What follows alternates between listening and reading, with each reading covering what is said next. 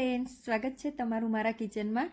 તો આજે આપણે બનાવીશું શિયાળાની ઠંડીમાં ખાવાની મજા પડે તેવા ગરમ ગરમ નવી રીતે પાલક બટેકાના પરાઠા।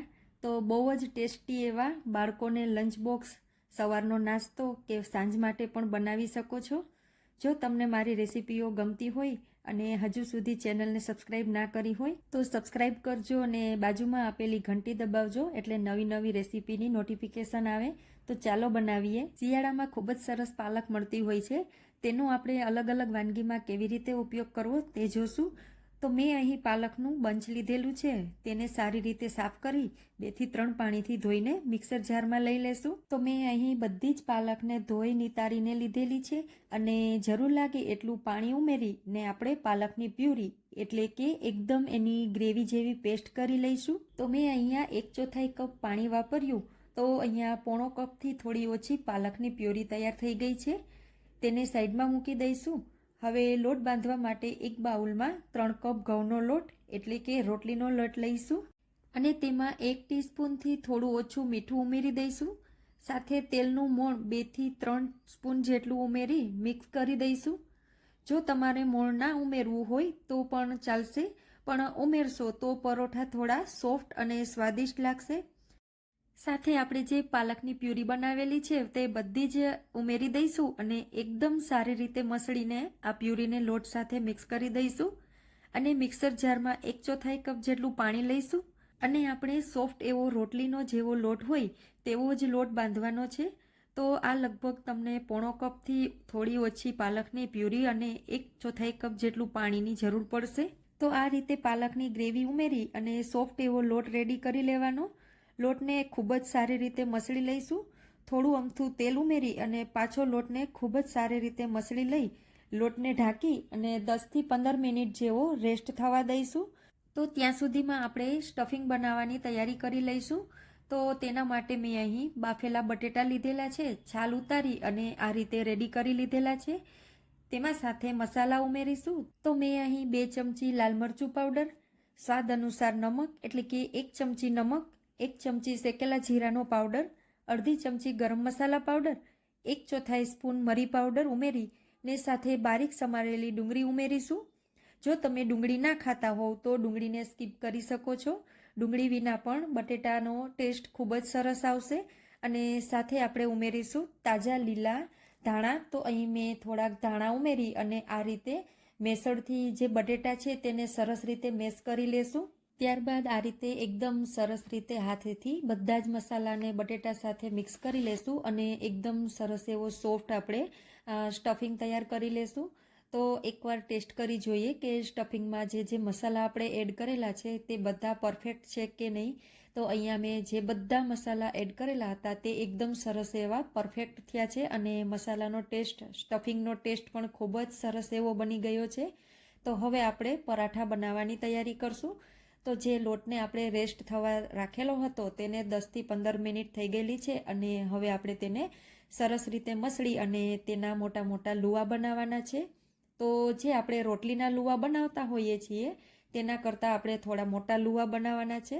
તો અહીંયા મેં 3 કપ જેટલો લોટ લીધેલો હતો, તો તેમાંથી 10 થી 12 જેટલા લુવા બનેલા છે। તો આપણા જે પરોઠા છે એ 10 થી 12 પરોઠા બનીને તૈયાર થશે। જો તમે આ મેઝરમેન્ટથી પરાઠા બનાવશો તો 8 થી 9 પરાઠા બનશે અને 3 થી 4 વ્યક્તિ માટે આ રેસીપી બની શકશે। રોટલીના લુવા કરતાં થોડો મોટો લુવો લઈશું અને સૂકા લોટમાં બોળી અને મોટી રોટલી જેમ આપણે એને વણી લઈશું। તો આ રીતે મોટી અને પાતળી રોટલી મેં વણી લીધેલી છે। હવે સ્ટફિંગ માટે આ રીતે વચ્ચે ટ્રાયેંગલ શેપમાં તો લગભગ 3 થી 4 સ્પૂન જેટલું સ્ટફિંગ જોશે। થોડું થોડું લેતા જઈશું અને ત્રિકોણ જેવો શેપ વચ્ચે આપી દઈશું। ખૂણામાં પણ એકદમ સરખું આવે તે રીતે તમારે સ્પ્રેડ કરવાનું। ત્યારબાદ હવે પરાઠાને એક સાઈડથી આ રીતે ફોલ્ડ કરીશું, બીજી સાઈડથી કરીશું અને ત્રીજી સાઈડથી કરી દઈશું। કિનારી એકદમ ચીપકાવી દઈશું અને સૂકો લોટ આ રીતે 2 સાઈડ લગાવી દઈશું અને હળવા વેલણથી તો ખૂણાની જે કિનારી હોય તે જ વણવાનું। તો માત્ર 2 થી 3 વાર વણશો એટલે પરાઠું પરફેક્ટ એવું વણાઈ જશે। એ જ રીતે આપણે બીજા બધા પરાઠા વણતા જઈશું ને સાથે સાથે શેકતા જઈશું।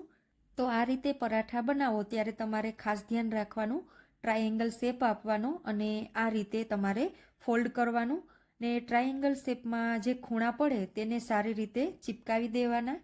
તો આ રીતે આપણે પરાઠા વણતા જઈશું અને શેકતા જઈશું. તો શેકવા માટે મેં ઘીનો ઉપયોગ કરેલો છે. ઘીમાં શેકેલા પરોઠાનો ટેસ્ટ ખૂબ જ સરસ આવે છે અને ખાવામાં પણ ખૂબ જ સારા લાગે છે. જો તમે ઘીનો ઉપયોગ ના કરવા માંગતા હો તો તેલથી પણ આ રીતે તમે પરોઠાને શેકી શકો છો.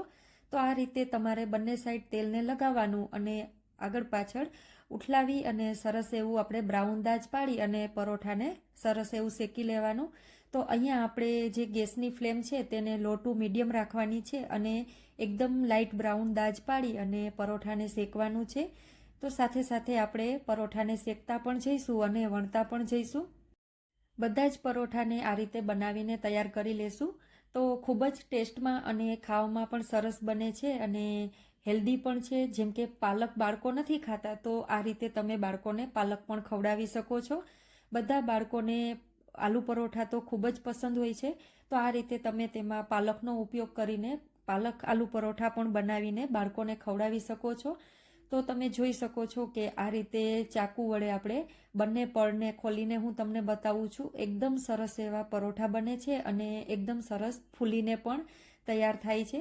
આ રીતે પાલક બટેટાના પરોઠા તમે બાળકોને લંચ બોક્સમાં પણ આપી શકો છો, ટિફિનમાં પણ આપી શકો છો અને સાથે સાંજના જમવા માટે પણ બનાવી શકો છો.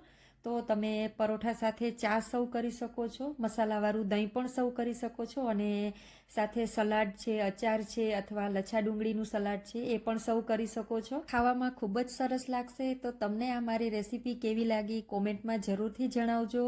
રેસીપી ગમી હોય તો વિડીયોને લાઇક કરજો અને ચેનલ પર નવા હો તો સબસ્ક્રાઈબ જરૂરથી કરજો. મળીશું પાછા એક આવી જ નવી અને ટેસ્ટી રેસીપી સાથે. ત્યાં સુધી bye bye, take care and thanks for watching.